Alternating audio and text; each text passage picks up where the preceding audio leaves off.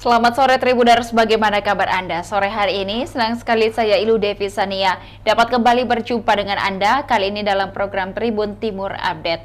Tribuners, aksi pengantar jenazah ugal-ugalan kembali terjadi di Kota Makassar, Sulawesi Selatan. Kali ini kawanan pengantar jenazah bahkan nekat mengeroyok seorang anggota Polri bernama Bribda M. Fatul Hidayat. Untuk melihat informasi selengkapnya, berikut kita sudah terhubung dengan reporter Tribun Timur, ada rekan Emba. Selamat sore rekan Emba. Ya, sore Ilu.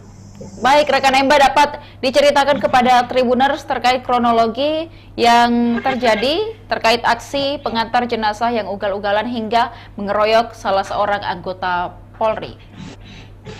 Ya, baik Ilu dan Tribuners, dapat saya jelaskan bahwa terkait pengeroyokan oleh sekelompok pengantar jenazah terhadap seorang anggota Polri di Jalan Abdullah dan Sirua pada Senin sore kemarin, ini telah ditindaklanjuti oleh aparat kepolisian dari Polrestabes Makassar, di mana 4 dari 9 total terduga pelaku ini sudah diamankan atau ditangkap oleh tim Jatanras, dan keempatnya sudah menjalani pemeriksaan di Satreskrim Polrestabes Makassar.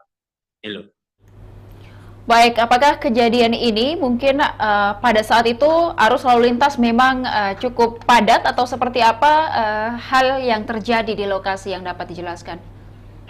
Ya, dari hasil rekaman CCTV yang ada di lokasi, memang dari iring-iringan pengantar jenazah ini, beberapa dari mereka mengambil jalur yang berlawanan, sehingga mungkin tanpa sengaja ya terlibat tabrakan dengan anggota Polri yang saat itu mengendarai motor KLX warna hijau. Tabrakan ini terekam CCTV dan si anggota Polri ini terjatuh, kemudian didatangi oleh sekelompok pemuda, bahkan satu diantaranya langsung mengarahkan semacam tendangan begitu atau lutut ke arah anggota Polri tersebut. Gitu.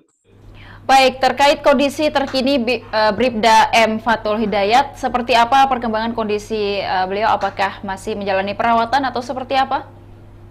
Ya, untuk kondisi dari Bribda M. Fatul ini saat ini sudah baik, karena kemarin hanya mengalami beberapa luka lecet seperti di betis, sikut, dan ada juga memar di bagian pipi begitu.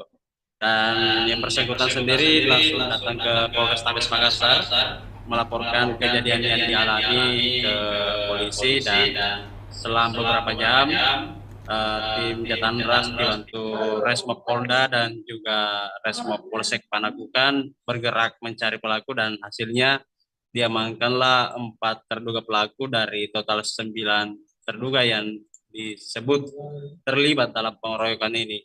Jadi 5 diantaranya masih buron atau berstatus DPO. Baik, para pelaku mungkin akan dijerat dengan pasal berapa dan ancaman pidana hingga berapa tahun mungkin rekan Emba? Ya, untuk pasal yang diterapkan polisi dalam kasus ini terhadap 4 terduga pelaku ini, yaitu pasal 170 KUH pidana, ancamannya itu 5 hingga 6 tahun penjara, namun Kapolres Tabes menyebut sekitar maksimal sampai 7 tahun penjara. Begitu. Baik, mungkin apakah ada himbauan dari kepolisian terkait iring-iringan jenazah ini? Karena kita ketahui bahwa di Sulawesi Selatan, tepatnya di Kota Makassar, sering terjadi bentrok antar warga atau pengendara di jalan dengan iring-iringan jenazah. Bagaimana sebenarnya aturan yang mengatur iring-iringan jenazah? Apakah memang harus menguasai badan jalan atau seperti apa, rekan Emba? Ya, betul sekali itu.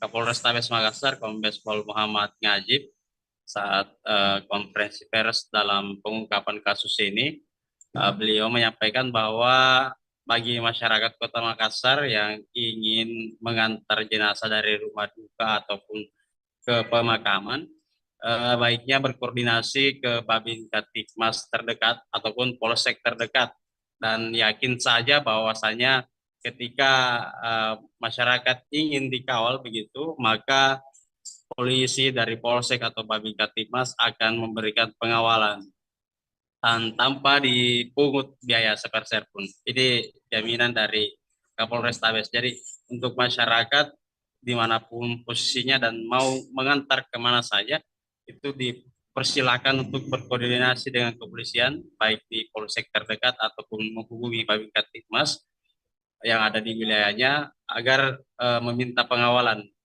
Kapolres sudah menggaransikan itu bahwa uh, untuk pengawalan ini tidak dipungut biaya sebesar pun. Gitu. Baik, terkait para tersangka atau terduga tersangka yang belum berhasil ditangkap hingga saat ini, apakah ada perkembangan informasi dari pihak kepolisian atau seperti apa rekan Emba? Ya, sejauh ini terkait 5 yang status DPO masih dalam pengejaran kepolisian. Sejauh ini belum ada info terbaru yang kami peroleh terkait apakah mereka sudah ditangkap ataupun masih dalam pengejaran. Hanya saja hingga kini yang ada terpantau di grup Reskrim Polrestabes ini belum termonitor bahwa sudah ada pelaku dari 5 yang DPO ini yang ditangkap. Jadi mungkin masih dalam pengejaran. Baik, apakah hingga hari ini juga rekan Emba dan rekan-rekan media sudah mendapatkan informasi dari pihak keluarga iring-iringan jenazah atau bagaimana respon mereka hingga hari ini? Sejauh ini kami belum mendapat keterangan dari pihak keluarga atau pengantar jenazah ini. Hanya saja dari salah satu pelaku ini adalah merupakan cucu dari yang meninggal dunia atau yang jenazahnya diantar. Pelaku atas nama inisial R ini juga merupakan residivis kasus penganiayaan, di mana sudah 2 kali berurusan dengan kepolisian dengan kasus yang sama, yaitu kasus penganiayaan. Baik, terima kasih rekan Emba atas laporannya. Kita ucapkan selamat kembali bertugas dan selamat sore. Dan juga Tribuners, terima kasih telah menyaksikan program kita pada sore hari ini. Tetap saksikan program menarik lainnya hanya di kanal YouTube dan Facebook Tribun Timur, mata lokal menjangkau Indonesia. Saya Ilu Devi Sania beserta tim yang bertugas pamit undur diri. Terima kasih dan sampai jumpa.